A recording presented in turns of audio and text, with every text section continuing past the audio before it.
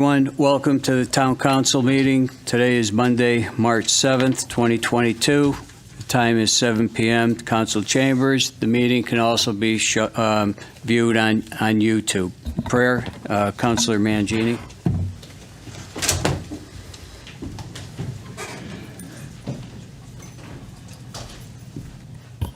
Good evening. Before I deliver the prayer, I just want to ask for a moment of silence for the young Enfield High School girl that we lost in a tragic accident.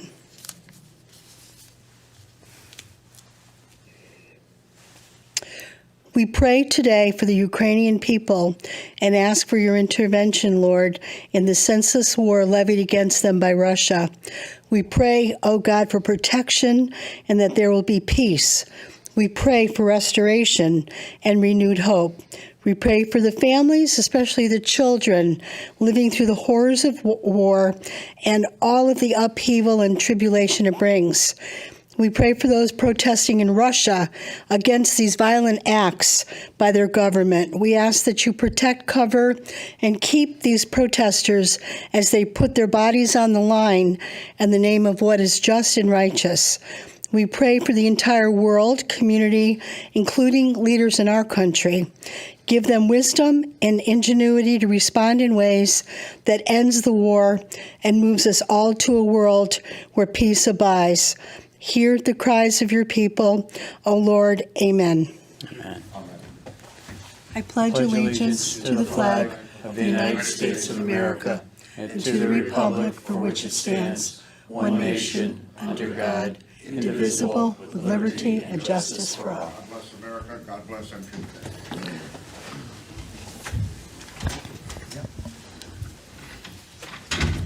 Roll call, please. Councilor Bosco is absent. Deputy Mayor Sakala is absent. Mayor Crisati. Here.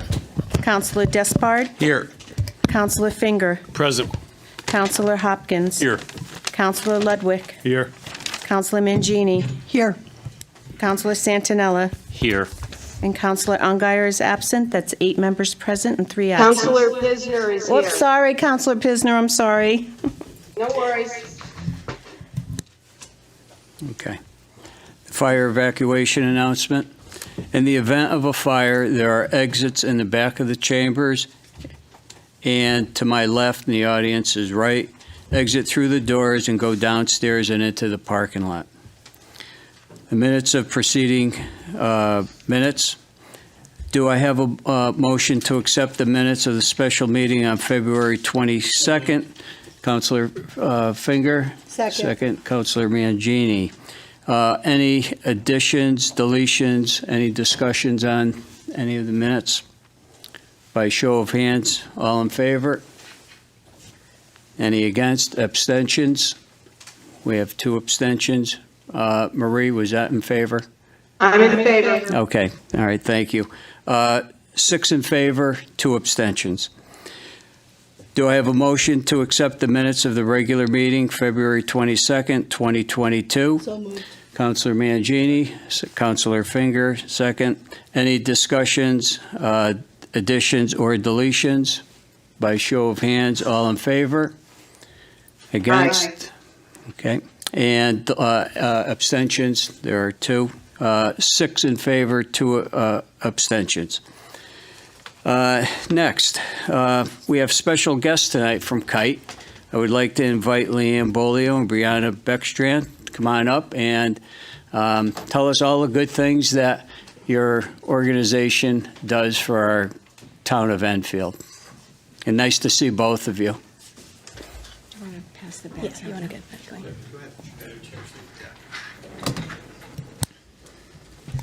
Good evening. My name is Brianna Beckstrand. I am the Kite coordinator. I have with me Leanne Bolio, the Kite chairperson. For those who don't know, Kite stands for Key Initiatives to Early Education, and we're Enfield's early education collaborative here in town.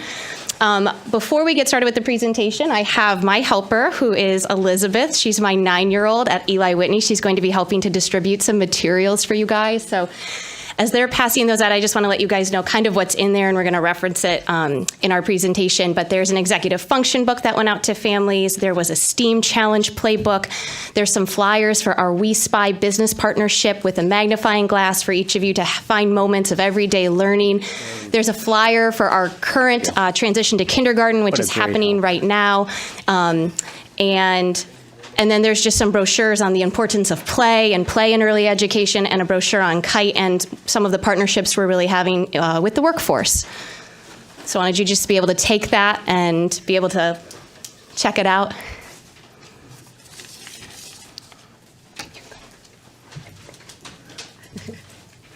What a great helper. She's wonderful. Thank you. Okay.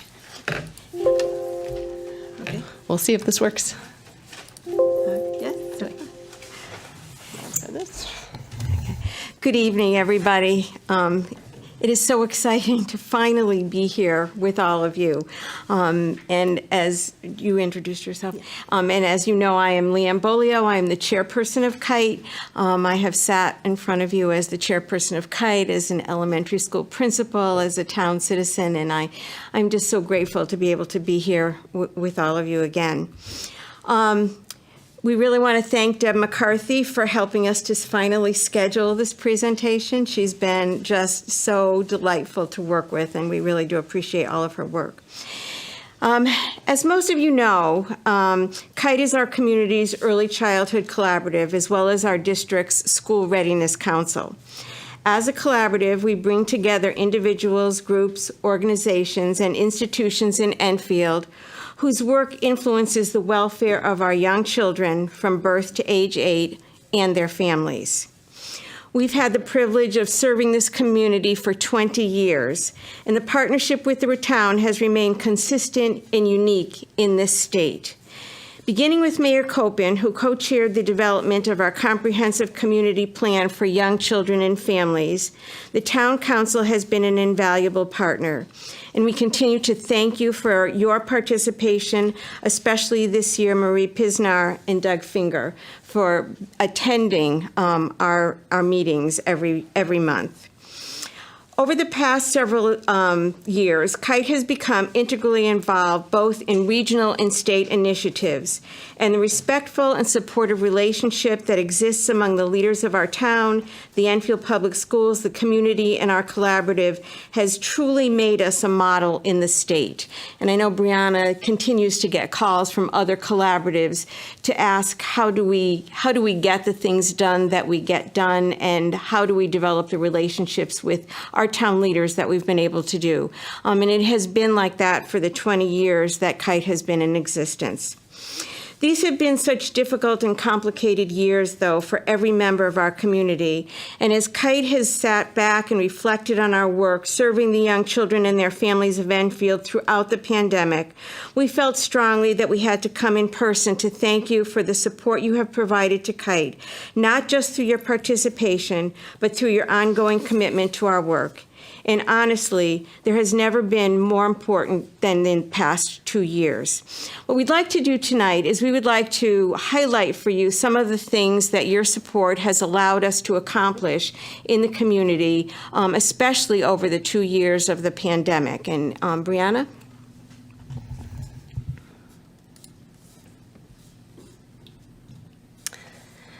Kite and the Family Resource Center partnered with Pioneer Valley Pediatrics to provide Circle of Security parenting classes to families struggling with behavior needs that were exacerbated by the pandemic.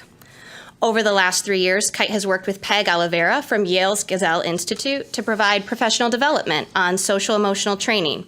It's been very well received by pre-K through third grade staff, and it continued during the pandemic via Zoom or online office hours to include over 40 hours of personal coaching to support educators in their understanding of the impact of trauma on young children, and development of tools and perspective to foster resiliency through positive relationships, intentional environments, and high levels of student engagement.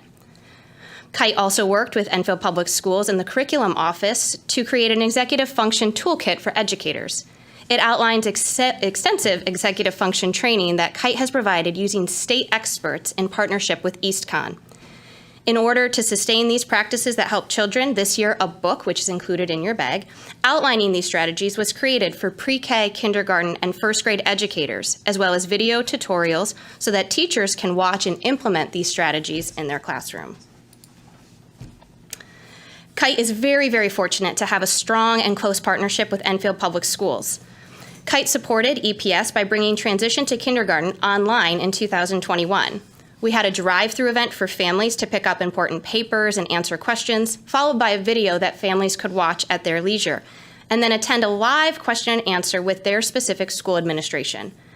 Families reported feeling relief and readiness for their child to start school. Kite also supported EPS in making play and STEAM challenge books that have gone home to all PK through grade 5 families. Again, this is in your bag. We know that learning at home is just as important as learning at school, and these booklets will provide a fun and unique way for families to connect to what's happening in the classrooms, which are using a STEAM focus. After a couple of years off, Kite and EPS are happy to be bringing back Enfield's Parent Leadership Academy, which actually just launched this past Saturday with their orientation. This 12-week course teaches caregivers to understand more about our Enfield community while learning and developing important leadership skills. Former graduates have gone on to be on the Town Council, Board of Education, or take these skills to give back to our community. Kite also recognizes the incredible diversity that we have here in Enfield. Due to the pandemic, we have been unable to host our biannual Heritage Fair. So Kite partnered with the Family Resource Center and Asnuntuck Community College to bring a series to families called Dive into Diversity. There were weekly songs, activities, or books read from community leaders and parents that celebrated the many types of families that we have here in Enfield. We're incredibly excited to share that Dive into Diversity may be taking on an in-person event through 2 Enfield parents in partnership with the Enfield Public Library. Kite's Age 3 to Grade 3, our 3 to 3 subcommittee, worked hard over the summer to create an initiative called We Spy. It's aimed at taking everyday moments where families are, in the car, in the waiting room, a restaurant, and show that games they play are incredible learning opportunities for their children. Kite created a poster with a QR code that features a list of games that I'm sure many of you have played. I Spy, the alphabet game, Guess What's Behind My Back. Kite is very grateful to our local Chamber of Commerce, who is a partner and part of the collaborative, to start connecting Kite with local businesses who may be willing to share a business poster in their space. Some of the places that we have so far are Central Office, the Enfield Food Shelf, Eric's Auto Body, Dr. Villas Pediatrics, Adult Ed, and more. Kite would love the opportunity to partner with the town to bring learning signage and We Spy to parks and playgrounds, new and old alike, to foster a love of learning throughout our community. As you can see, we've had to be, as have all of you, incredibly creative over the past couple of years. I still remember that first meeting that we had when everything kind of shut down and thought, oh my gosh, how are we going to deliver what we need to deliver to the families and the children here in Enfield? But, our partners, the collaborative, have just done an incredible job of staying with the heart of what we need, recognizing the stressors that our families are facing, and really trying to tailor the work that we've done to support them as they support their children. We hope that we have been able to give you a little glimpse into our work in Enfield. I know that it's been a quick run through, but we kind of wanted to just give you a perception and some materials of what we've done. Your support have allowed us to do that. Please don't hesitate to let us know if there are issues or opportunities with which we can help. We are here for you and for the families of Enfield, and we hope that you understand how sincerely grateful we are to all of you for our ongoing partnership. Thank you. Thank you. Thank you. Any questions for us? Well, I have to make a couple of comments. First of all, it's nice to see you in person. Yeah, isn't it good? I think it's great. Doing some of the Zoom meetings that we've done Yeah. in the past, they are a little difficult, but it's nice to see you in person again.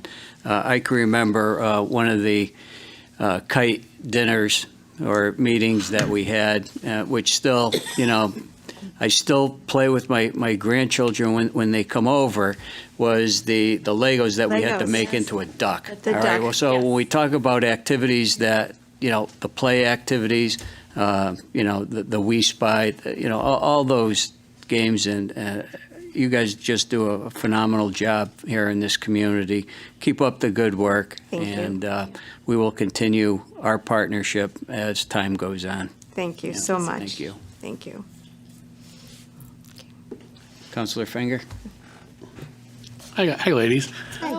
One of the things I will say about that We Spy, I had my granddaughter come up from North Carolina, 5 years old, and that kept her busy for a week, which was good for me too. You know what I mean? So I had to work and like that. You do an excellent job. Attending your meetings is phenomenal. You have a very, very excellent group, a very intelligent group that know and are committed to what to do for the kids of this town. And I applaud you for that, and I'm very proud to be part of that, and I'm sure Councilor Pisner's the same way. I'm sure she'll speak for herself, but we're all very proud of what you do. I just want to say thank you very much. Thank you. Thank you. Councilor Despard? Thank you both for coming. The work you do, excuse me, specifically with the mental health of young children is very, very important. And it's been traditionally overlooked, and so it's wonderful that you guys are doing that. Finding and treating trauma early can save lives, and so I love what you guys are doing there, and just a big time supporter. So thank you. Thank you.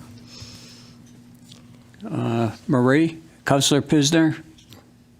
Hi, yes. I'm sorry I'm not there to meet you in person, but I do enjoy going to the kite meetings, and I think you're doing a great job. And it's an education for me as well, because it's been a long time since I've had kids in school. But as Councilman Finger said, I have grandchildren, so it's a great way. And again, I'm sorry I can't be there to actually meet you in person. I look forward to meeting you soon. Thank you. Soon. Thank you. Thank you. Thank you. Any other comments? Well, thank you very much. Thank you very much. Yep, thank you.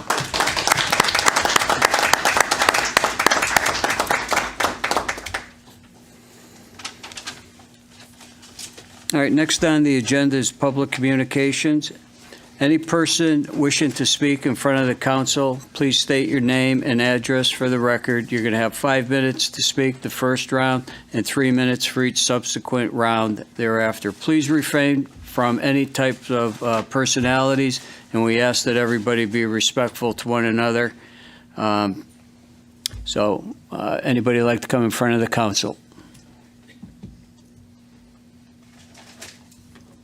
Second time? No one? Okay. I'll declare public communications over. Okay. Next, Councilor Communications. Councilor Despard. I wanted to thank the Lieutenant Governor and State Representative Tom Arnone and the Opera House players for having many of us there last week as they received a grant for $1.5 million to rehab a playhouse here right in Thompsonville, which I think is going to be just a cornerstone of the revitalization of downtown. I also wanted to mention that I went to the 490 presentation by the Connecticut Farm Bureau at Fermi last week. It was a great presentation. It was well attended, which was wonderful to see. And on the heels of that, I wanted to say, if you are a farmer or a landowner that has received a assessment recently saying that your 490 status is going to be removed, please reach out to us, because this has been done. We found many of cases where this has been done in error, and so but we can't do anything about it if we don't know about it. So please reach out. And then finally, I wanted to congratulate our Enfield Eagles hockey team for such a great season. They came just shy of a championship, but did the town proud nonetheless. So that's all I have, Mr. Mayor. Okay, thank you. Any other Councilor Mangini? Thank you. Just a couple of comments. Now that spring is coming and the roads are getting clear, snow is going away, thankfully, what I'm noticing are a lot of drivers that are inattentive and speeding. I will be taking license plates, as I've done in the past, and sending them directly to our chief. I have no problem with that. It frightens me because we have school buses, and I have observed firsthand some very poor driving around the school buses. So I would like to encourage people to please remember no place to get to is that important. You're going to be late, be late. But you got to remember there are children, there are bikes, you got people walking dogs. It's just a nightmare out there. And I really would like people to be more careful.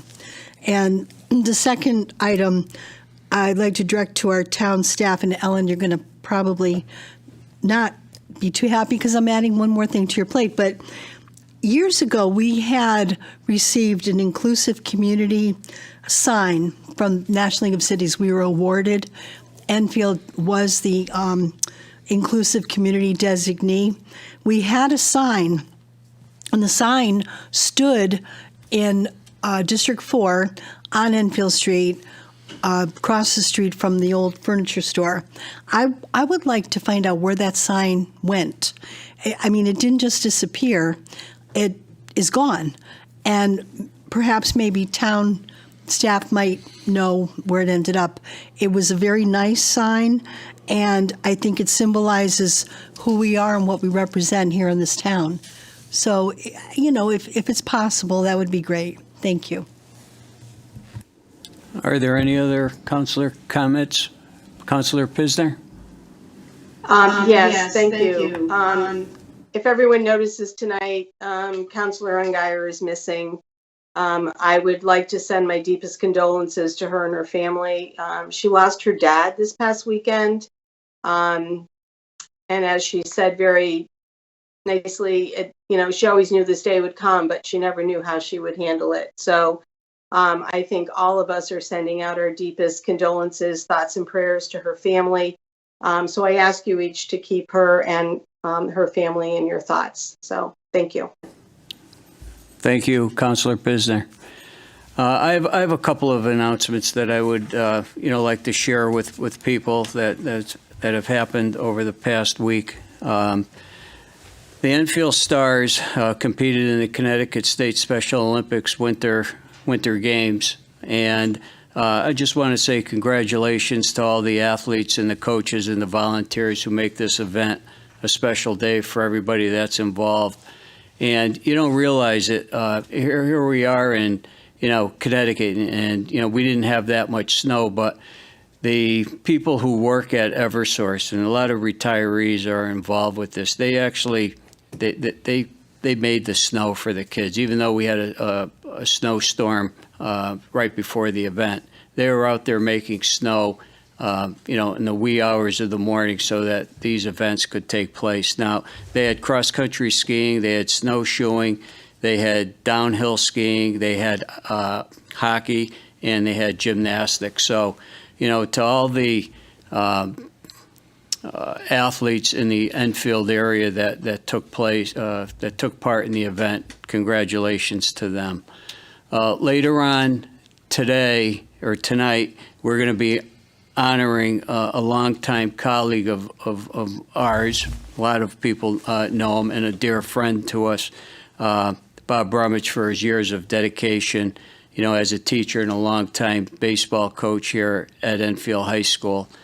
He's touched so many athletes, the impact that he's made on his players and his students over the years. There's going to be a resolution to name the baseball field at Powder Hollow in his honor tonight. And, it's a well-deserved honor. Bob and his wife, Cookie, have dedicated themselves to this town, for over 50 years, and their lasting impact should be commended. And I just wanted to state that before we have our resolution earlier, because they have done a lot for this town, and to honor them while they're both with us is something that we need to do. I guess I have a couple other things. I attended a couple of CCM meetings this past week. I know that Kasha and Nelson were on a couple of them with me, and one of them that I attended was the Municipal and Regional Partnership meeting that deals with workforce initiatives in partnership with economic development. The Governor's Workforce Council is dealing with 4 key areas when it's business leadership, education, equity, and data that they're presenting. The goal is to build an equitable, inclusive, innovative workforce that's going to meet the needs of current economic development. And it was a very interesting conference to attend. The other one that I attended was a CCM Legislative Committee meeting, and there are so many topics that are out there that we really have to keep our eye on. One is the education cost sharing grant, the funding that's involved, the special education funding. We have police department accreditation that is coming down the pike. We have opioid settlements. They're talking about motor vehicle tax exemptions. And they're also trying to establish a life program and how to fund HVAC systems, which, are an issue, I think, in every town. And I know it's an issue here in Enfield, but attending those meetings and keeping us updated, on these issues that are coming down the pike, I think is very important. The last thing that I just want to mention, and I know that Councilor Despard mentioned it in regards to the meeting with Joan Nichols, the Farm Bureau, and the press conference that we had with Lieutenant Governor Bysowitz for the Opera House players. Those are very important. Last thing that I'm going to mention is our senior home repair.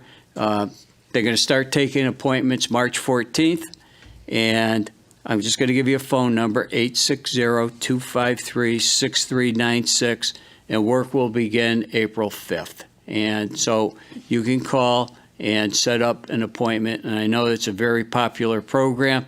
It's for residents who are 60 and over. So take advantage of it, especially some people who have difficulty doing some minor things around their household. And all the volunteers that are involved with that program, thank you very much, and keep up the great work that you do for our town. And there is one final thing, and then I promise I will be quiet for a minute. We did take part in a webinar with Erica Haynes, who is the state and finance project coordinator.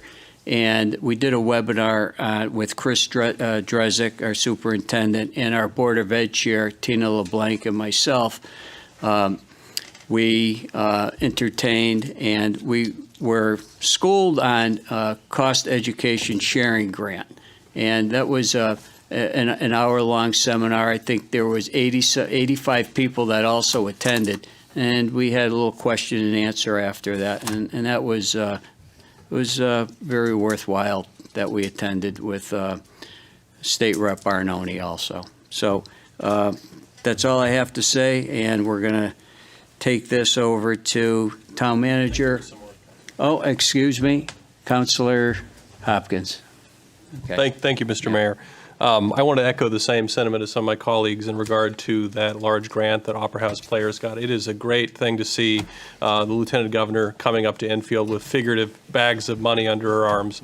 I think Opera House players really earned that. I think they're going to be a great they're going to be a great economic engine for our town, in particular part of town that we're all trying to revitalize.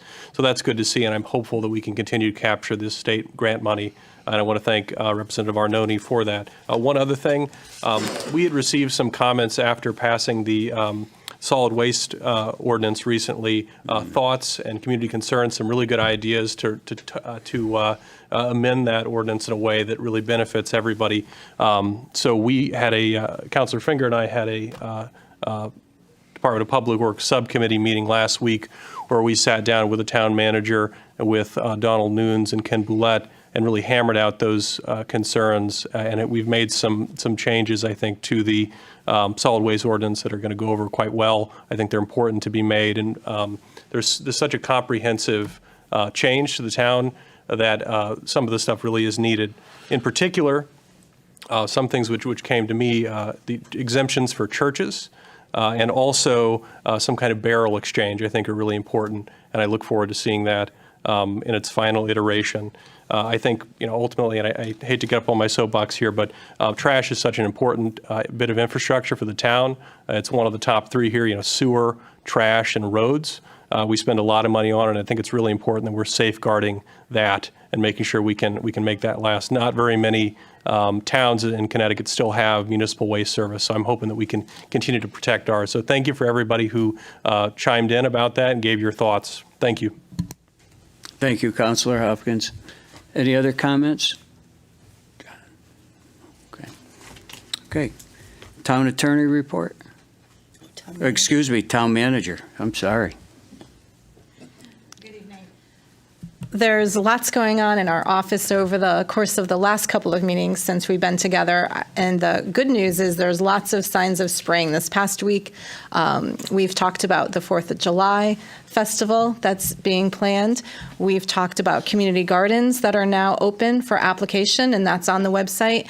We've talked about farmers markets that are being scheduled. So I think it's really good to see that as we approach the 2-year mark of what has been a very difficult time period, that we're starting to get back into the swing of things. The biggest piece of policy that we've been dealing with is both ARPA and the budget. So I'll just do a quick overview on ARPA because we've been discussing that a lot. And at the March 22nd meeting, or March 21st meeting, I believe that we will have ready for you a PowerPoint showing what has already been done and spent, what has been appropriated and on order, and some ideas based on all of your input, as well as some input from the community, as well as some of the suggestions that have come out of what is now the final rule that will go into effect on April 1st. And there have been some game changer issues with that.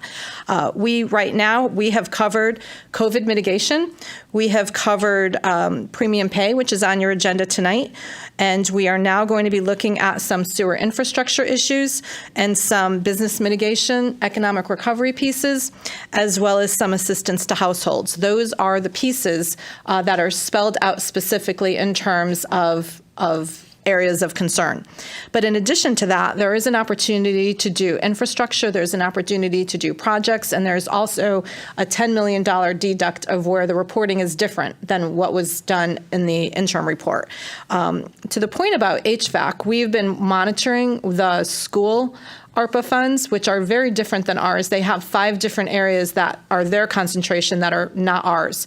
But they now have some clearance to do some HVAC projects, and there's also a grant that is available through the state. So as part of our Public Works weekly meeting with Donald Nunes that we do, Kasia and I have invited the superintendent to come for the beginning part so that we can really leverage these dollars, so that we're actually using every one of our ARPA funds from both sides of the house, the Board of Ed as well as Town Hall, to the best of our ability, because there are going to be some opportunities to leverage that. Before I turn it over to Kasia for an update on where we stand in our budget process, I did want to put the spotlight, and she doesn't know I'm doing this, but Sheila Bailey.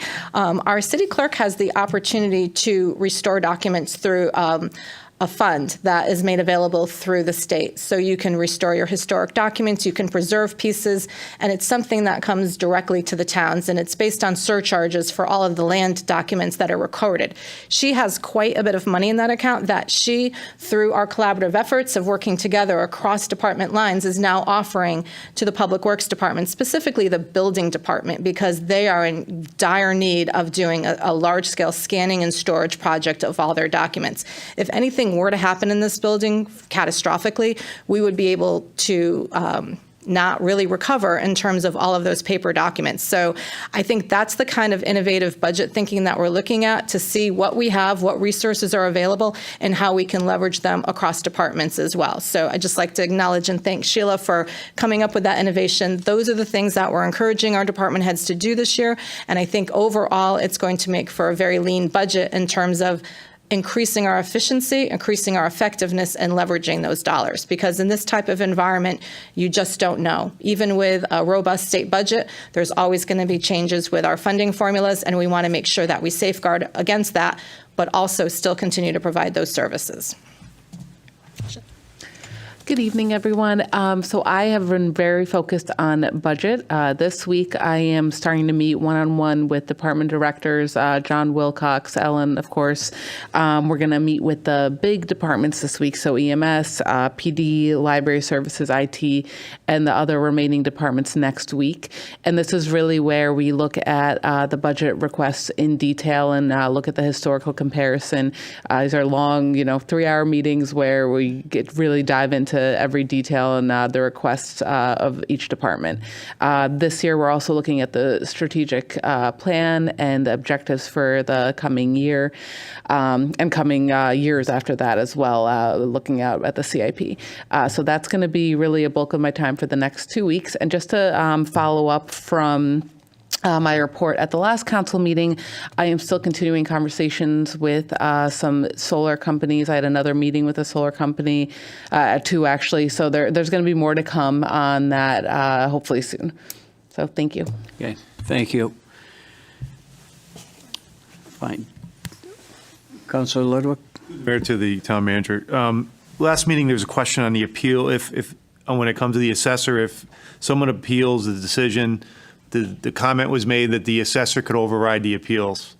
We were all at the meeting on Wednesday. Can you clarify that publicly? Because that is not correct. They have, right, I think only a year. If it's certain, it's 5 years or a year. Is that correct? I just want to make sure, because a lot of people were confused by that comment. So what it is actually the, as reported at the meeting, the Board of Assessment Appeals is a judicial entity. Correct, right. They have authority statutorily to reduce an assessment.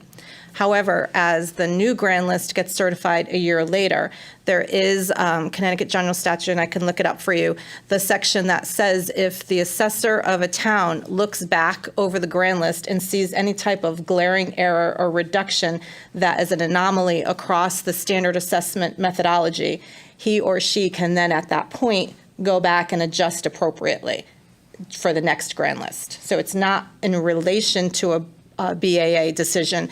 It's as we embark upon the process the following year for the next grand list. So for everyone, the 18th, again, is when you need to get your appeal in if you're appealing. Do we know how many currently we have appeals in by chance? Were you tracking that? There were about 40 or so, but several of them have been pulled back because of the 490 issue. Right. We're down to only a few that are not resolved in that column. So I think that it's not going to be as big as we thought, although the deadline is in 2 weeks. So if you don't have this answer, I have a question. So if we set the mill rate in May, car taxes go out in June. If there is, can someone appeal their car taxes in September? I've heard because it's a reval year, there's been some confusion on whether they can or they can't. Yes, they can appeal now if they actually Right. see their card and there's a difference. They can come in March for anything. But typically, we do another round in September in order to accommodate anybody who has received their car tax bill with their July 1st payment and realizes that there's been any type of inflation that they're not happy with. So there'll be another round of assessment appeals in September. So what's the system do we use that the assessor uses to whether he or she signs off on depreciation or whether it's an A, B, C, D level? Do we know the system that we use? Are we talking commercial vehicles or are we back to tillable land, A, B, C, D? Is it the same system that he or she will use again to set any assessment? So the farm assessments are set by Connecticut general statutes, and we're in the, what is that thing called? The River Valley? The River So Valley. there's No, a I'm saying set about the values. actual, so when he goes into, or she goes into set, so if someone's, right now, let's say Farm A is depreciated at 50% in a level C. The change went out, some of the uproar, the change went out in December of last year, so maybe 60% depreciation if nothing's been done, but now they're at a B. That's what I'm hearing, so that's what my concern about the car taxes. Is it a click of a button? That's what I'm saying. And if that button is clicked where it changes the depreciation, and I've seen some of these cards residents have showed me, it makes no sense. like some will have a 90% depreciation, but a level A, which makes no sense. Or will have a 20% depreciation, have a level C. So I guess my question is, is it audited? So when someone makes a change from a year over year in that system, does the system automatically audit how many times it's been changed? I don't know, but I do know that the methodology that's used is multi-purpose. There's a large increase in valuation, especially on used cars, which is being shown across the state. It's not an Enfield issue. There has also been discussion about commercial vehicles and the assessor's use of a new methodology called VIN to code. So this is a drawdown of DMV motor vehicle lists to compare with what we have on our list. So there's been a lot of new listings. There's been a lot of requests for additional data, which I think some people are seeing for the first time because it's not been used before. So the difference in valuation is composed of 2 or 3 factors, which I can't recall, but I can look it up if you'd like me to. But there's also the discussion about if there is a depreciation or used car values go down over the next couple of years, will homeowners see that reflected in their bill? The answer to that is yes. Just as it will increase, it will also decrease. So it's a very fluid number. Appreciate that. But again, I think once this is done, we really need to relook on how this works. Because again, I've seen some different cards for various, and the numbers don't make doesn't seem like any conformity in it. So at some point, maybe we can have a assessor 101, a nice 6 to 7 meeting where everyone gets asked their questions. So I'm worried about when the car taxes go out, if someone was a depreciation of say 70 and was a C, which means they're paying X amount of taxes, that gets changed to go to a B or an A, they're going to see a pretty big jump in their tax bill. And we just went through it with the farmers and I think we need to be prepared if it happens when the car taxes go out. Yes. It's kind of some learned lessons here so we can get ahead of it. Actually, the assessor mentioned to me today that he thought it would be very helpful if there was some type of primer for elected officials, knowing that you're receiving a ton of these phone calls and requests, so that you would know how to respond to them, because there's various different levels of assessment.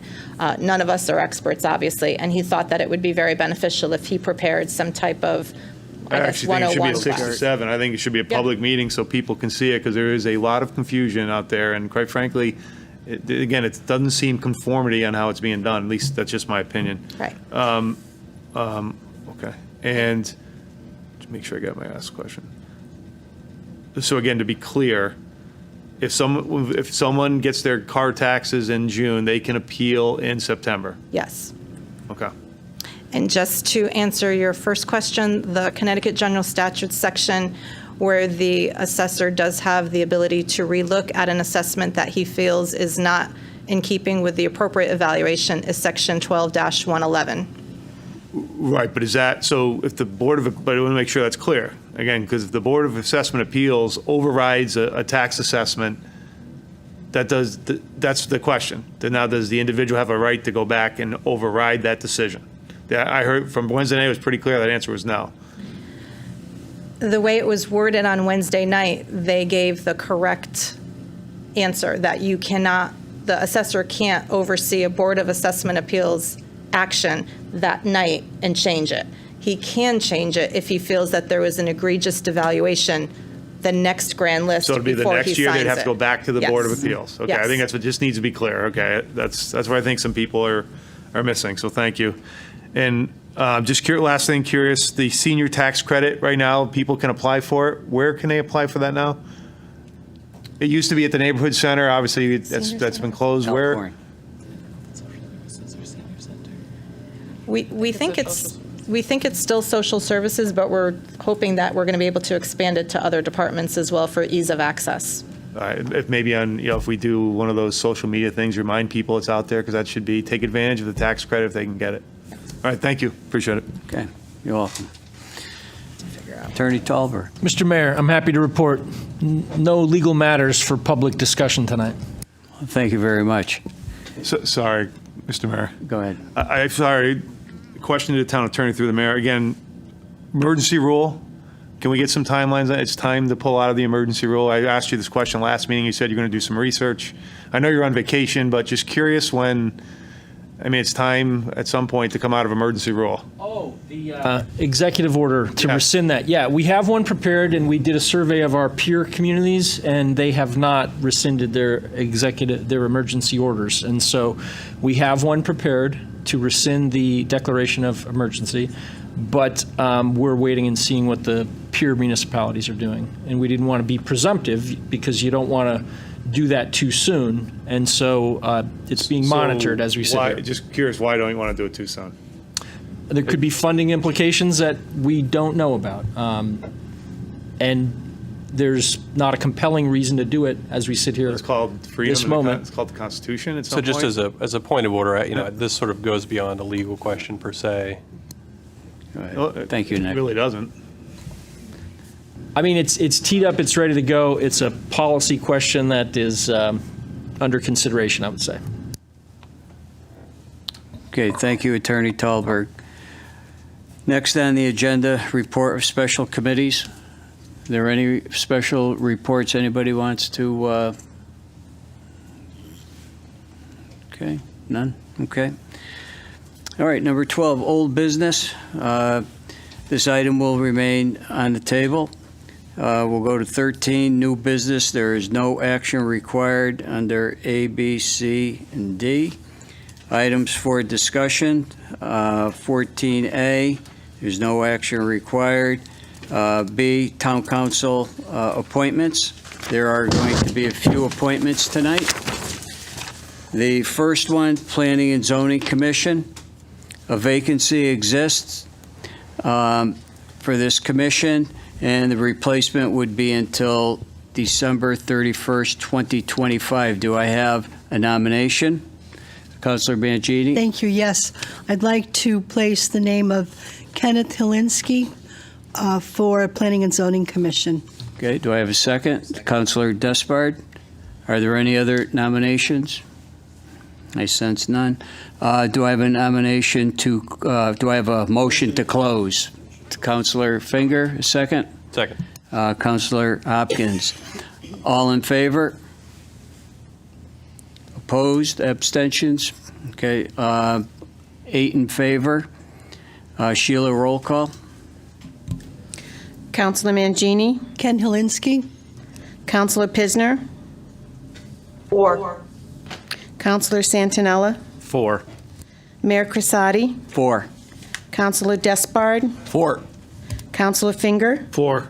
Councilor Hopkins, 4. Councilor Ludwig. 4. 8 in favor, none against, no abstentions. Planning and Zoning Commission, alternate member, a vacancy exists due to the resignation of Nelson Correa. Replacement would be until December 31st, 2023. Do I have a nomination? Councilor Hopkins. Thank you, Mr. Mayor. I nominate Nick Lafakis for the Planning and Zoning Commission alternate. Do I have a second? Second. Councilor Mangini. Are there any other nominations? Do I have a motion to close? Councilor Finger, second. Councilor Mangini, all in favor? Okay. 8 in favor. Sheila, roll call. Councilor Mangini, Nicola Fakis? Councilor Pisner, Against. Councilor Santinella, 4. Mayor Crisati, 4. Councilor Despard, 4. Councilor Finger, 4. Councilor Hopkins, 4. Councilor Ludwig. 4. That's 7 in favor, 1 against, no abstentions. Okay. The next appointment, Inland Wetland Watercourse Agency. This is for an alternate. A vacancy exists due to the regular appointment of Robert Hendrickson. Replacement would be until June 30th, 2025. Do I have a nomination? Councilor Despard, I'd like, excuse me, I'd like to nominate Philip Kober. second. Second. Councilor Mangini. Do I have a motion to, are there any other nominations? Which I know that they're not. Have a motion to close. Councilor Finger, a second. Councilor Santinella.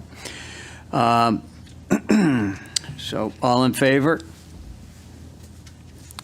Against? Any abstentions? Okay. 8 in favor.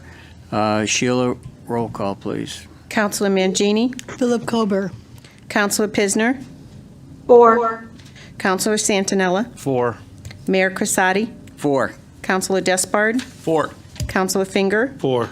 Counselor Hopkins, 4. Counselor Ludwig. 4. 8 in favor, none against, no abstentions.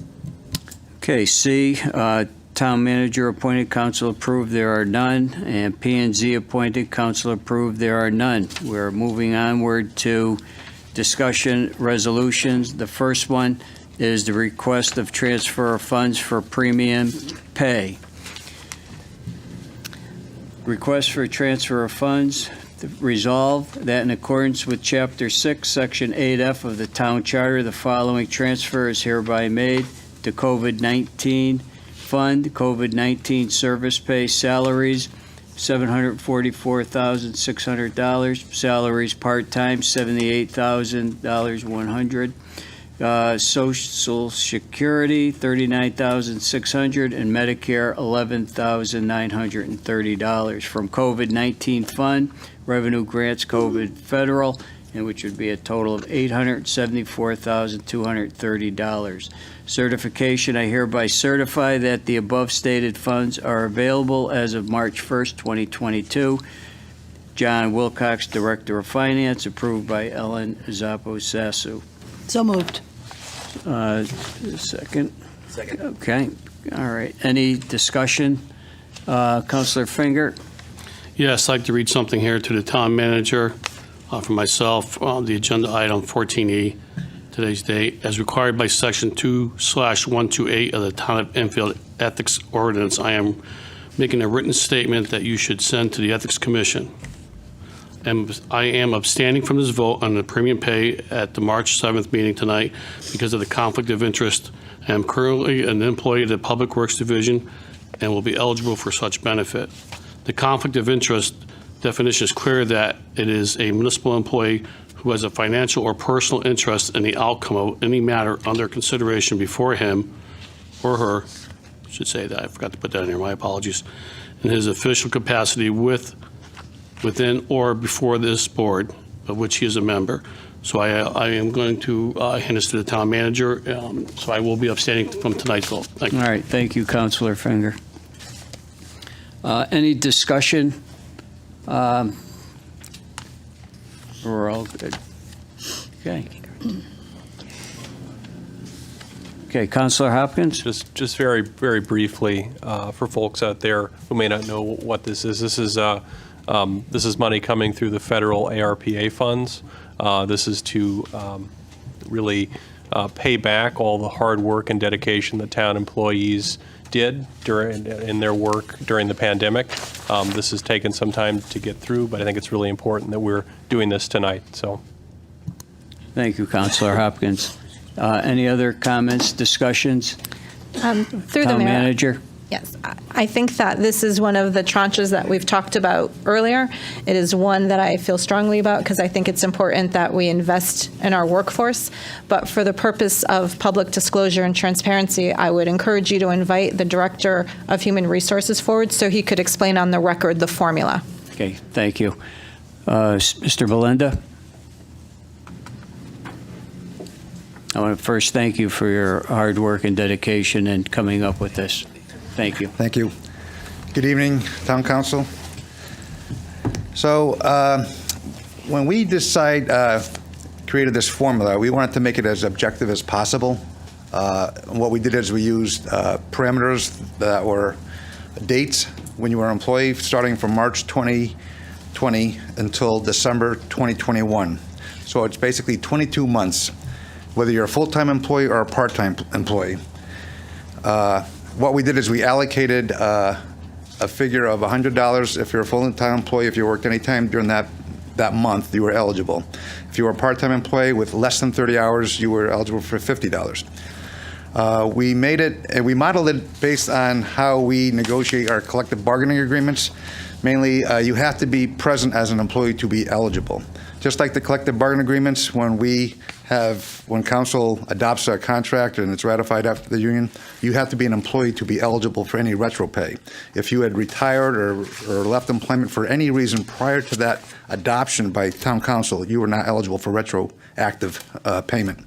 So Ellen and I, we spoke to 4 or 5 of the major unions in town. They endorsed our methodology and how we came about it.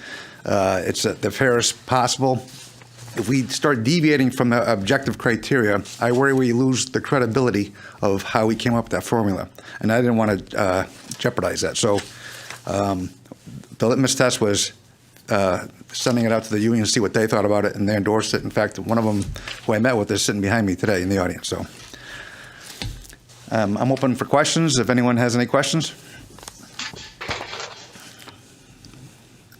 I think this is very fair. We do appreciate all of our municipal employees, and this is well-deserved during that time frame. Thank you for your efforts. You're welcome. Okay. Sheila, roll call, please. Counselor Mangini. 4. Counselor Pisner. 4. Counselor Santinella. 4. Mayor Crisati. 4. Counselor Despard. 4. Counselor Hopkins. 4.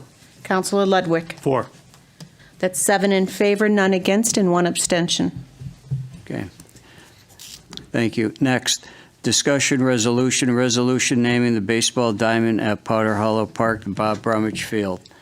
Whereas the Enfield Athletic Hall of Fame is recommending naming the full-size baseball diamond at Powder Hollow Park, and whereas Mr. Bob Brumage has devoted 40 years to coaching in Enfield, and whereas Bob was inducted into the Athletic Hall of Fame in 2001, and whereas in addition to baseball, Bob has held numerous other head coaching and assistant coaching positions in Enfield, including boys basketball, football, and even ice hockey. Whereas Bob and his wife have been avid supporters of Enfield athletics even in their retirement years and are among the most legendary. Now therefore be resolved that the Enfield Town Council does hereby name the full-size baseball diamond at Powder Hollow Park the Bob Brumage Field. So moved. Councilor Mangini, second. Councilor Despard. Just a couple of comments. This is something that's been overdue. I stated in my comments previous to this, this is a well-deserved honor for somebody who has impacted the lives of many student athletes. And between Cookie and Bob, thousands. And a longtime friend and colleague, well-deserved. I know Councilor Despard wanted to say a few words, too. Yeah, thanks, Mr. Mayor. I just wanted to say, as a member of the class of 2001, I didn't play baseball, but many of my friends did, and so I watched quite a bit and, watched Coach Brumage coach some of the best baseball teams in our history. He and his wife were always so involved, so I think this is wonderful, and I'm really happy to be a part of it. Okay. Thank you. Any other comments? I have a comment. Councilor Pisner? I know Cookie and Bob very well. Cookie sits on a scholarship committee that I do every year. And I think this is a great honor, but I think this is also a good time that Enfield starts looking at a policy to put in place to name fields, buildings, parks. We don't have a policy in place. And there are multiple coaches, teachers, that have impacted lives in this town of our young children. So I have a hard time with saying yes to this, just for the fact that there are many people that have coached. I've already talked to them about it. They know how I feel about this. I do think we need to put a policy in place. So I am going to be voting against it tonight. Thank you. Yeah, I'll just be quick. Go ahead. Yeah, again, Councilor listen, Ludwig. nothing personal. I'm not a fan of naming, no matter what it is, a highway, a bench. For me, it's just something.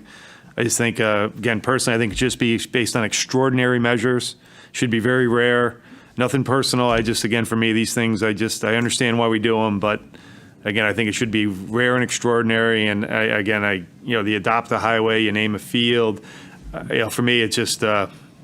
again, I'm just not in favor of those in general, just because I think it's, like I said, I think it should be just based on extraordinary situations. So, thank you. Okay, thank you. Any other comments? Councilor Santinella? Yeah, I'll just make one comment. I know Bob and Cookie. Obviously, I was a member of the class of '85. I had neither of them as a teacher, or I was a terrible baseball player. And Mr. Brumage probably wouldn't let me near the field. But quite frankly, it's nice to recognize somebody while they're still around and can appreciate it. And quite frankly, I don't know what point there is waiting until someone's not here to have the satisfaction of something like this. And I think this will mean a great deal to him. And I can't find, Councilor Pisner, you're probably right. We probably do need a policy, but I can't think of a person who is more of a legend than Bob Brumage. And so I think this is great. Okay, thank you. Sheila, roll call, please. Councilor Mangini. For. Councilor Pisner. Against. Councilor Santinella. 4. Mayor Crisati. 4. Councilor Despard. 4. Councilor Finger. 100% for. Councilor Hopkins. 4. Councilor Ludwig. Against. That's 6 in favor, 2 against, and no abstentions. Okay, thank you. G, discussion resolution to amend the Director of Planning and Development, the Director of Economic and Community Development, and adopt a new Community Development Specialist job description.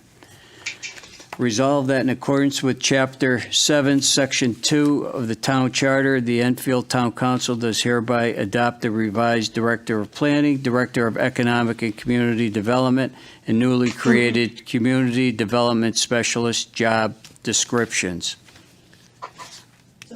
Councilor Mangini, Councilor Finger, second. Discussions, questions? Councilor Ludwig. Just a question on the job description for the Director of Planning, and maybe this is just an oversight. There's the word development after it. You've taken out community but not development. Just wonder if we can look through the job description. It should be just for planning, and the actual word community development should be taken out of the job description based on what the new, unless I'm wrong, the new setup. It's in the first few paragraphs. I know it's not a big thing, but I mean, if we are creating 2 separate departments, I think is a good idea. The word community development should come out. I think we just got that job description that does state that community development. It's so if you look supervise, the first paragraph, direct supervision is exercised over the planning and development staff. I thought this was set up to just be over the planning staff. So I know it's a small point, but I think if we're going to separate and create 2 separate departments, then that word development should come out of the job description. I don't know if this can be amended, and they maybe not here, but someone please amend the job description. And it does look like on the resolution side that it's Director of Plan. No, it does say development on the other side as well. Right. That's what I'm just saying. Yeah. If it's And right, one other we're creating question. the planning department versus community development. That's all. I would support that change as well. I'm in agreement. I just wanted to. It's pretty. I think you can, but I don't know. But you just. Well, could we make a motion to amend? Okay, and a I don't hear second? the language, though. What's the language? So basically, just taking the word development. So where it says, if you look at the first on the job description, supervision exercised, position to the Department of Planning, direct supervision is exercised over the planning, and that word community development should have been crossed out over the planning office staff. Oh, Yeah. the And it's cross in- out. And then, and it's not, and if you look at essential job functions, again, first paragraph, same thing. Should be the community, work in the planning department. We're separating the 2 departments. So we have 2 cross-outs word development. Where the word development, Correct? correct, yep. Okay, so we're good with the amending of the word, okay. Yep. All right, Yep. so. Just all- a point, I'd say, all right. yep. All in favor? Okay, good. 8 in favor. Okay. I don't think we have to do anything else with that. That was the motion. We have to do the motion. Do we, You have to adopt So- the motion now, but that was the adoption of the amendment. So now you need to adopt the motion as amended by a roll call vote. okay, okay, and then a roll call vote. Okay, all right. Okay, yep, ready. Counselor Mangini. 4. Counselor Pisner. 4. Counselor Santinella. 4. Mayor Crisati. 4. Counselor Despard. 4. Counselor Finger. Excellent catch by Counselor Ludwig, 4. Counselor Hopkins. 4. Counselor Ludwig. 4. 8 in favor, none against, and no abstentions. H, discussion resolution adopting a tax deferral program for rehabilitation areas.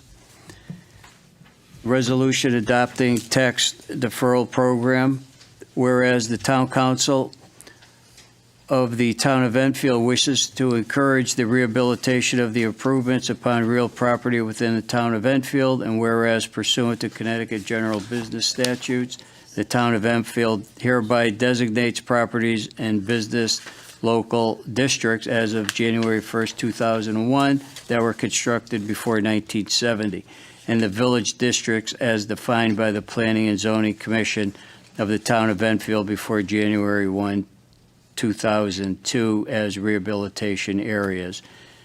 Now, can I make a motion to waive the Yeah. full reading of this? Everybody good with So that? someone just makes a motion for you. So- I want to make Yeah. that motion Yeah. for you. All right. Counselor Mangini, Counselor Finger. Okay. All right.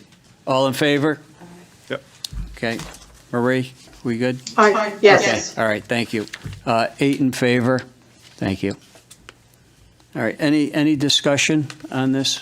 Any discussion? Sorry, just- Counselor just Ludwig? Quick, how does this fit in with the first-time homeowners program? Just curious, you mentioned there's a one applicant on here. Just curious, anything, they can apply because we didn't have this, because we would call it, it went out of compliance a little bit, now we're putting it back. Just curious what this program does?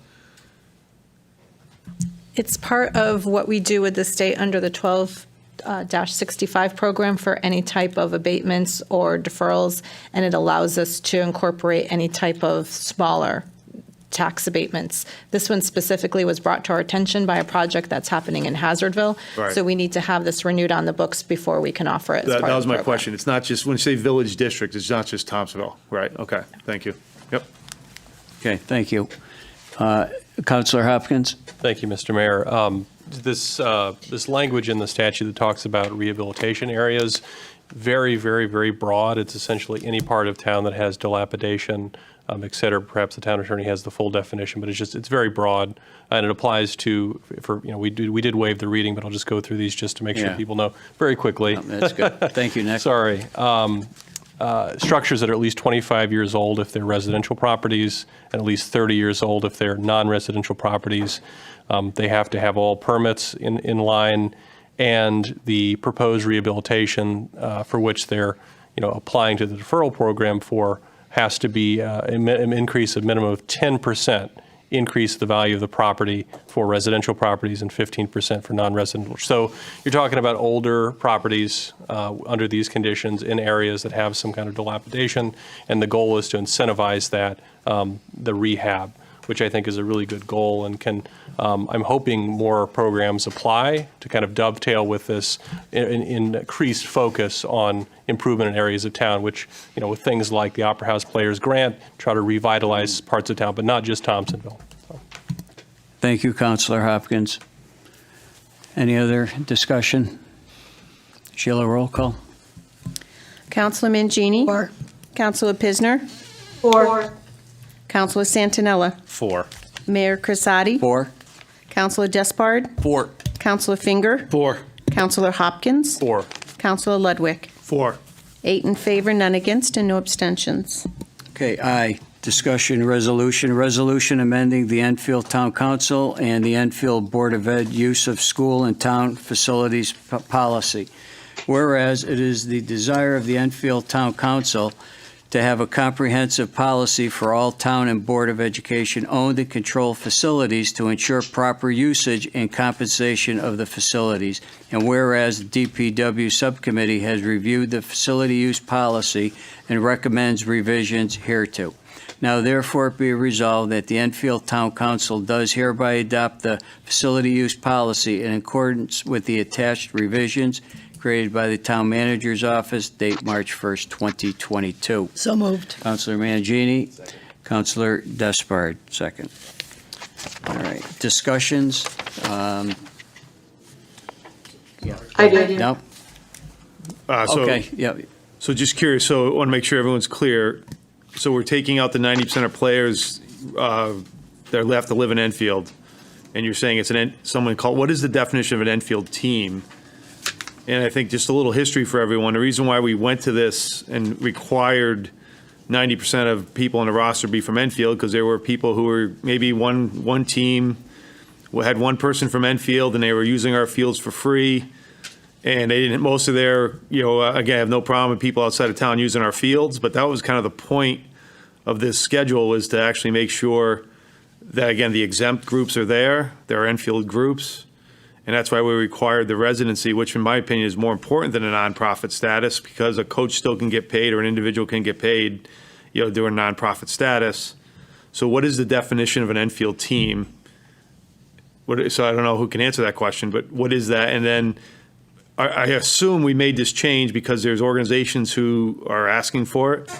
And what are those organizations? And how come they're not, will they be listed on the exempt organizations as we've done with everybody else? To be very transparent about it so no one feels we're picking sides. Sure, I'm happy to speak to that. Yes. All right, so what we are doing here, this policy has been revised a few times over the past few years. When we revised this schedule last, what we did here, and I think this was inadvertently done, however, the exempt teams listed in Schedule A right now have to apply for their exempt status every single year. And that application has to go before both the DPW subcommittee and the town council for review every single year, as written here. So these edits are being made to change that to do that every 3 years instead of yearly, just because that's a big strain on both the subcommittee and the council to look at that yearly. The reason, so one of the other changes made last year, a little bit of history, I believe this went through last August, was that we changed how fields are allocated. So in order to request a field now, a team has to submit their roster that shows that they're and the fields are going to be assigned based on the rosters that have 90% of Enfield residency shown on that roster. So that part isn't changing. It's just not in this section. That's in the I believe the first or second page, section D of the policy is where that is. That's around in the paragraph beginning in line 96. So the rosters are still in play here. This takes them out of this piece. An Enfield team, and we can definitely edit this if you'd like, but it would be a team with address in Enfield. And the nonprofit status also, would have to show the address as well. There are groups that have come forward requesting exempt status. We are still meeting with them, so this isn't adding any groups to this. There's actually, I believe I have 3 applications from groups that are already on the exempt list and 2 new ones. So that will be coming forward. We're actually trying to schedule another DPW subcommittee for next week to go over those exempt status applications. This is trying to remove that yearly review to make it every 3-year review. And rest assured that Public Works is still looking at the rosters and checking for 90% Enfield residency when assigning fields. Okay, thank you. Mike, I appreciate it, but I still don't understand why we're taking it out of that section, because it says here, the Enfield team can file a written application to the town manager's office for an exemption, which I'm fine with up to 3 years, if the team meets the following criteria, and you take out one, and all it says is need to be a nonprofit. That one should stay there. I understand it's listed in, but if I'm reading that, I mean, it basically guts the whole policy. So I'm sorry, I agree with what you're saying, but I don't think it should be taking out where it is. I understand I agree with the 3 years. I don't think you should have to do it every year. I agree with it. But I don't know, it's just my opinion. I mean, if you take that out, I don't know what, it's in the exemption section. So I have to admit, I disagree with that, if that stays the way it is right there. But other than that, I appreciate the explanation. Okay, thank you. Anybody else? I Oh, agree yeah, with Councilor Councilor Pisner, Ludwig. yes. No, I agree with Councilor Ludwig. I think the 90%, I think that line 1, 90% of the players on the roster have to be Enfield residency should stay. It's already on what? Would you say line, what was that? 30, go ahead. I'll speak 96? just a little bit. I do support the change because I do think it removes a redundancy. That the rule exists in another form on line 96, so you still have that. Facility. I'll just read it very briefly here. Facilities for athletic and/or sports events shall be assigned to outside organizations based on need and roster size, with nonprofit teams comprised of 90% infield residents taking priority. So you have that there. I think the language, at least under this current version, would still retain on 332 an infield team can file a written application. So I think it's clear in 96, but you could also use that 332 language, an infield team. That's a little more vague, but I think it is. I think it makes sense to clean this up. We're changing that the 1-year term rule. Why we're also removing this redundancy, but that's my 2 cents. Go ahead, Councilor Ludwig. Just want to be clear again, so that first paragraph doesn't talk about an exemption. Exemption means they don't have to pay for the usage of the field. I mean, so getting assigned a field and paying for it are two different things. So I want to be clear, and that's why that was in that paragraph was to assign, because I agree, we ran into who gets, but then the question, who pays for it? So that's why that second's in there, and that's what was happening to the fields, and that's why our fields 4 or 5 years ago were in terrible shape, because everyone was using them and no one was paying for it. And unfortunately, these exempt organizations that are listed, again, we're transparent about it, they were, again, they didn't have as much use, or because someone says they lived in Enfield and they're bringing in all these teams outside of Enfield and using and overusing our fields, which is fine, but they should pay for it. That's why that was there compared to that paragraph 90, whatever, row 96. Again, assignment and exemption for pay are two different things. So I think if you take out one on page 6, then I'm against this.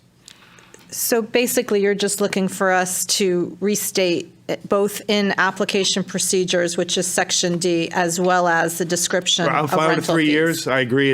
I know it got taxing with certain organizations. I get it. But I mean, basically, you take out the fact that they don't have to pay or they file an exemption. I mean, it's pretty, I'm just saying, we have to be consistent, because one's an assignment of fields, the other is to actually not pay for it or pay for it at a reduced rate. Okay, so Mike, what you're saying here is that you want to keep in.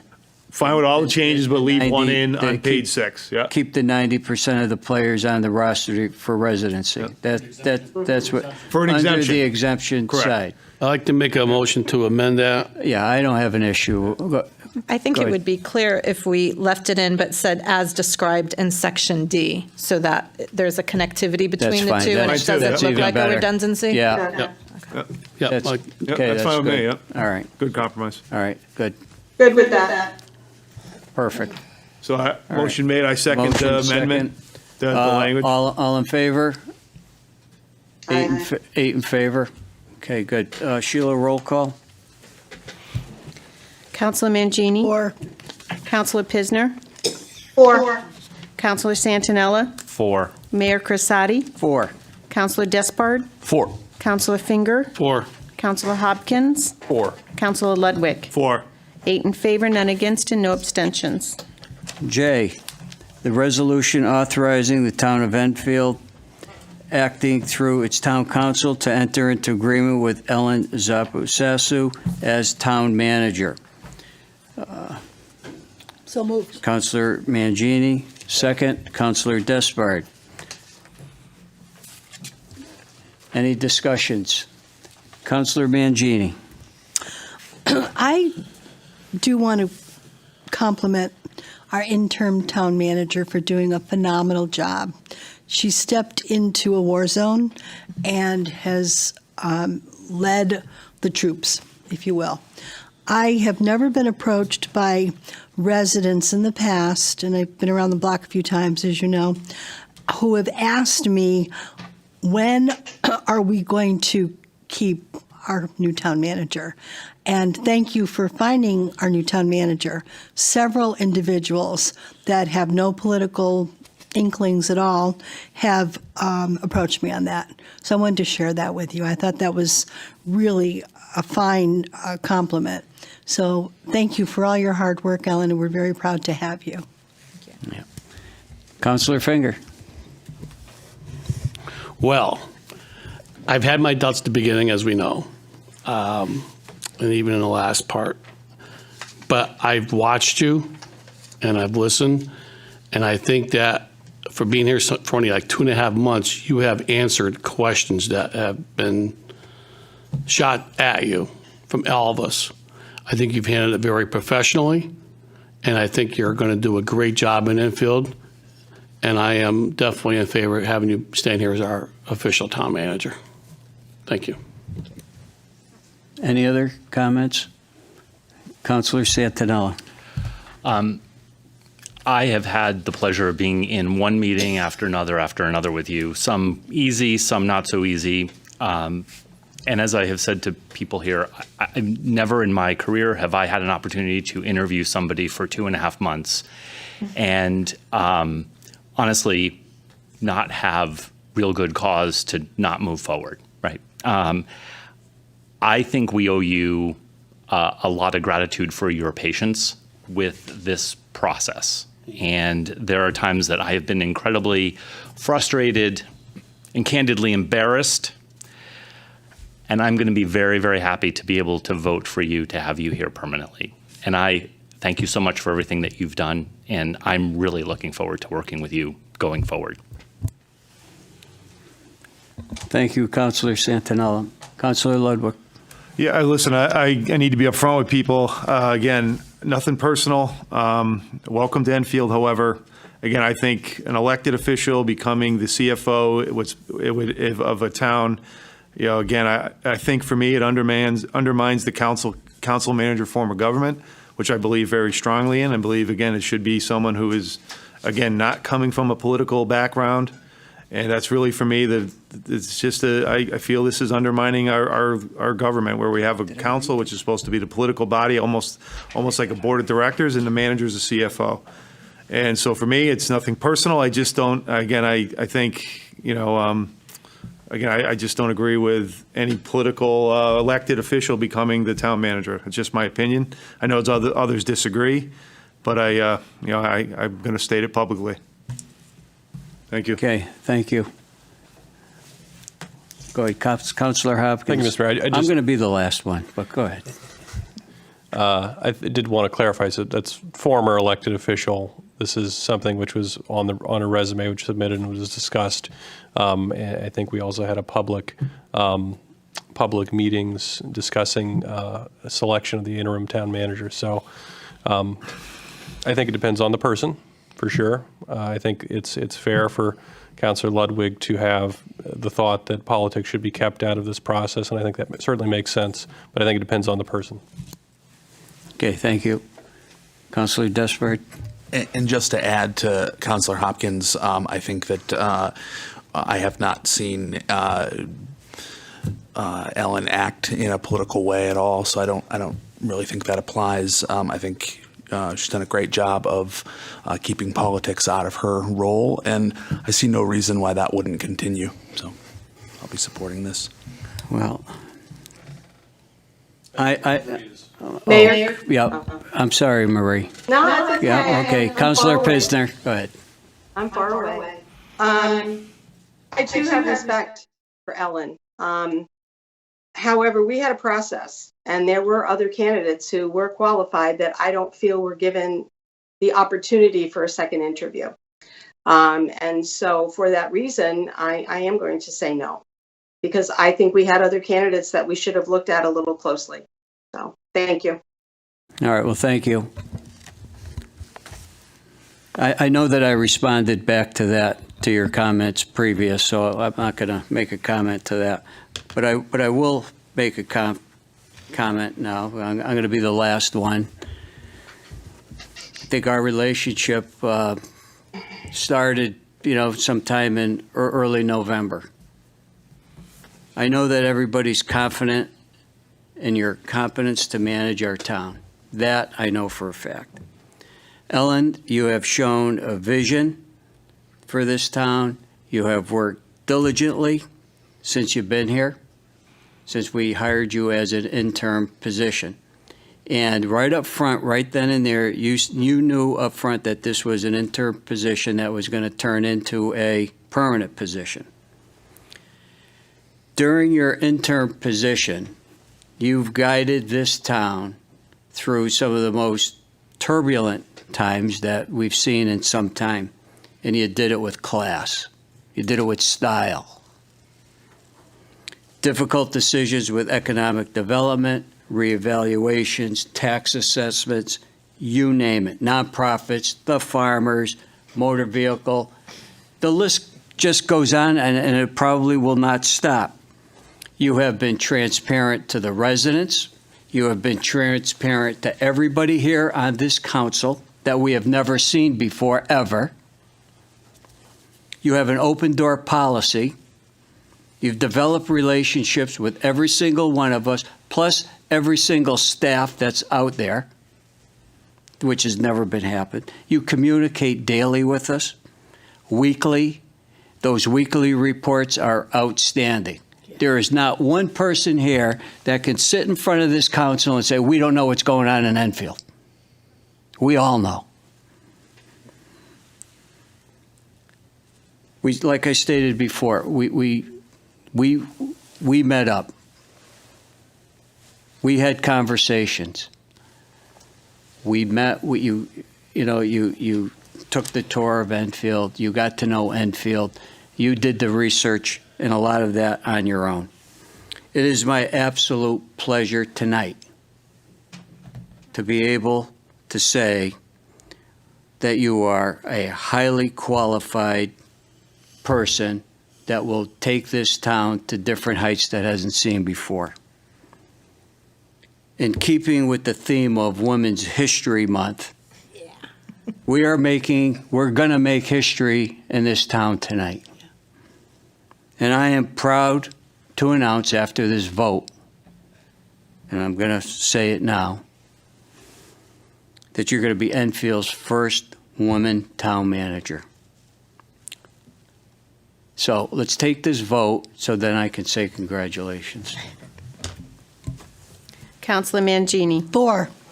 Councilor Pisner. Against. Councilor Santinella. 4. Mayor Crisati. 4. Councilor Despard. 4. Councilor Finger. Absolutely 4. Councilor Hopkins. 4. Councilor Ludwig. Against. That's 6 in favor, 2 against, and no abstentions. Well, congratulations.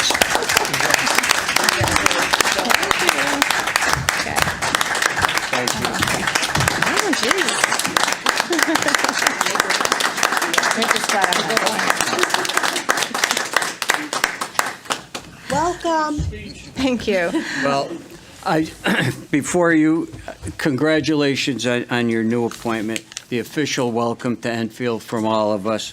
Your commitment, dedication, and vision for Enfield is quite evident. And on behalf of the council, welcome, thank you. And I think in attendance, I think we have your husband and son. No? I'll get to them. All right. All right. Well, I'm just putting it out there. That made it all worth it. Okay. All right. So no, thank you. I've really enjoyed the time that I've spent here. This is a really phenomenal community. The history piece, the history of Enfield, its manufacturers, but most importantly, its people. The people that I've met over the course of the almost last 90 days have been so welcoming and so interested and so proud in sharing their stories about Enfield. And I really do firmly believe that a community's past helps shape its future. And so understanding all of that is really going to put me in a strong position to help Enfield get to that next level. I think that there's a lot that Enfield does very well already, and I think that that can only be enhanced. I think you have a very strong management team, and that's one that I actually looked at before coming here. There are a lot of other communities that are currently looking for town managers. Some of them do not have that backbone that Enfield does, and that was definitely a factor coming here, knowing that you were going to have this strong group as well as a really dedicated group of city employees who shared that value system. So I think that that was really important. The fact that you have so many exciting projects that are happening is definitely something that I think will keep the energy level up and a lot of people moving in the right direction because they can see that light at the end of the tunnel, the train platform, the revitalization of Thompsonville. And really it's our role as policymakers as well as elected officials to show the rest of the community how that interacts and why that revitalization piece is so important to everybody else's home values, to the rest of the community and how it impacts all of us. But most importantly, I think it's really a strong team, including one that we're losing, which we'll talk about in 2 weeks, Kasha. The government, the form of government is really based on collaboration. And when I got my master's degree in public administration from UConn all those years ago, I really wasn't sure if I was going to ever end up using it as a city manager. I dabbled in chambers of commerce. I was in nonprofits. I did my stint as an elected city council member, just like you are sitting there now. And then it did end up as the municipal CEO of a community that's a little larger than yours, but has a lot of the same issues. So that skill set has been easily translatable and transferable. And so I do thank you for this opportunity. I'm glad this vote went a lot better than the one did on November 2nd in Bristol. And I'd like to introduce one of our department heads from Bristol who's here, Josh Medeiros, who is not my real husband, but definitely qualifies as my work husband. Your work husband. Well, welcome. Welcome, Mr. Work Husband. As well as a good friend, Brian Dumoulin, who served on a bunch of city commissions in Bristol as well. It's interesting that Dr. Medeiros is here because he was actually part of a reorganization that I did in Bristol, bringing Parks and Recreation, Youth and Community Services together as a larger department because of so many intersecting needs. We also did major parks revitalizations and all kinds of substance abuse issues, mental health actions, and really also helped a lot of the community through the pandemic via that community services portal, which I think is something with an assistance to households on the horizon here in Enfield could be a model as well. So I'd like to thank them for taking the write up. They surprised me. Apparently I'm buying dinner now. So, but thank you again. I really look forward to having a relationship with each and every one of you moving forward. Thank you. Okay. Public communications. Is there any person wishing to speak in front of the council? Walter?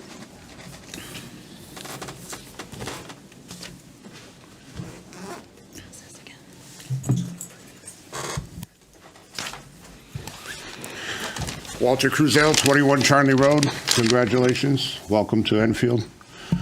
But now I have a job for you. The last time I spoke to this council, I was still the sitting chairman of the board, and I asked for one thing that night. And now that we have still have the trifecta, we possibly even have a quadfecta now, and to a problem that Councilor Mangini mentioned about traffic, and a problem that Councilor Hopkins mentioned that Lieutenant Governor has sacks of money, get me the stoplight in front of the high school. It would control the traffic on Route 5. It would spend the money that the Lieutenant Governor has, and it would give you something to do. It was something that was approved by the state when we did the high school, and it was never put up. And it's a simple, just ask the state to put it up. I mean, they're all on your side now. So, like I said, it's a trifecta and I've reached out to our state reps. I reached out to the Speaker of the House. I reached out to everybody, and all I got was crickets. Nobody answered. I was driving through Newington on Route 175, and they're putting up all brand new stoplights where they're not needed. So their money is there, and they're wasting it other places. Well, get me the one here that wasn't was approved, was to be put up. Get it done. Traffic light at the Enfield High School entrance. Through the mayor, when you say approved, was that through the State Traffic Commission? Yeah, when we were building the high school, I announced it when I was up there as board chair that we had a stoplight approved, but then the funding was an issue. They were going to replace instead of replacing the one over by the annex, they were going to take the money from there and spend it on that. And it's just, everybody was changing their minds is what it was. Okay. The money, it was approved. And like I said, it would take care of a traffic issue, it would take care of a sack of money issue, and I think it should be done. And just one more thing. Make these go away for good. It even says on the box that they're not for COVID. We don't need those anymore. Hopefully that's the end of them. And as soon as we are officially end, I will have a burning ceremony out in the parking lot because they got to go. They're not even made, that's not what they're made for. They're just, it's not their use. Thank you. Okay, thank you. Is there anybody else that would like to speak in front of the council? Mr. Schmidt.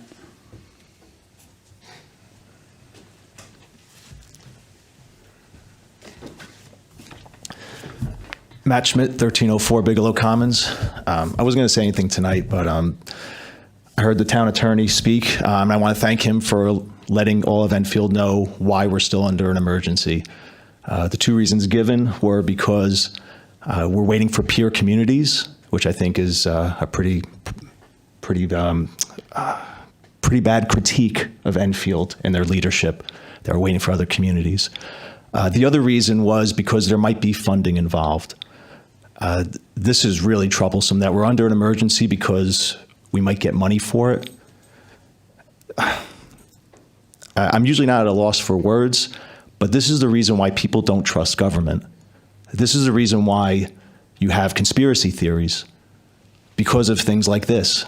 If we're under an emergency, there needs to be an emergency. It shouldn't be because of money, and it shouldn't be because we're afraid to lead. So please, get rid of the emergency. There's no reason for it anymore. Thank you.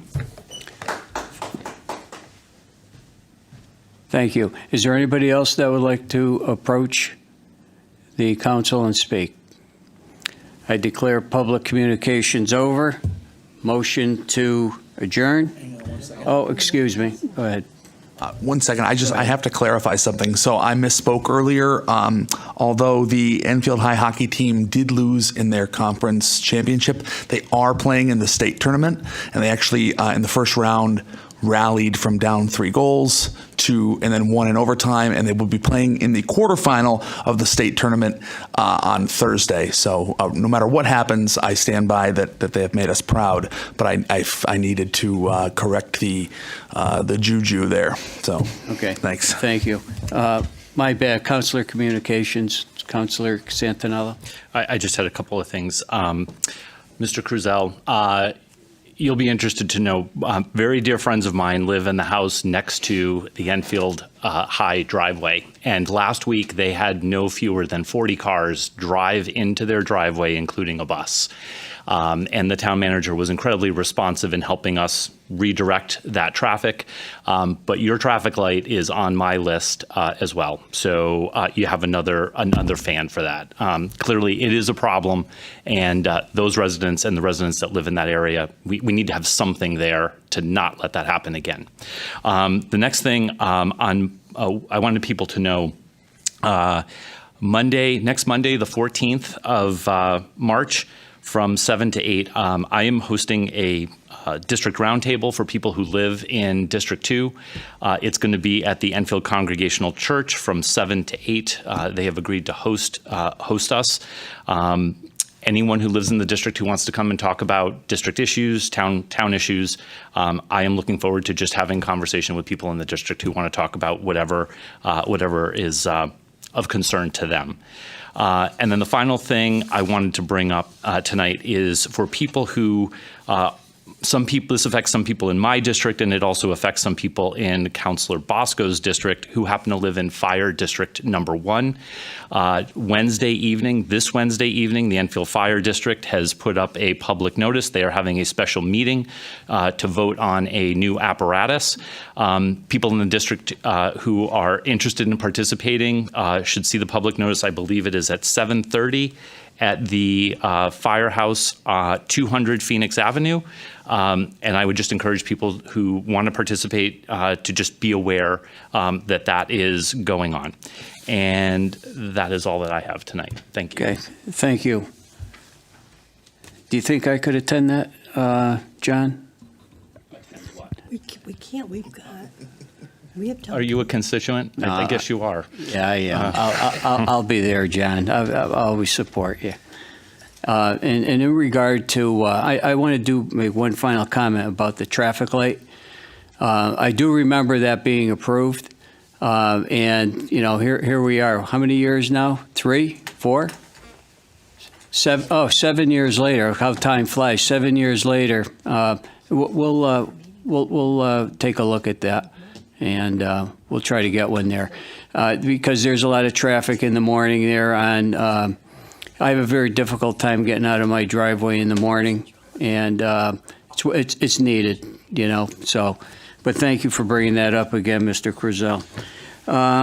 Any other councilor comments? Everybody good? Okay, we have a motion to adjourn. Councilor Mangini, Councilor Figure, all in favor? Okay, aye. Meeting adjourned. Thank you, and welcome, Ellen, to Enfield. Good night, everyone.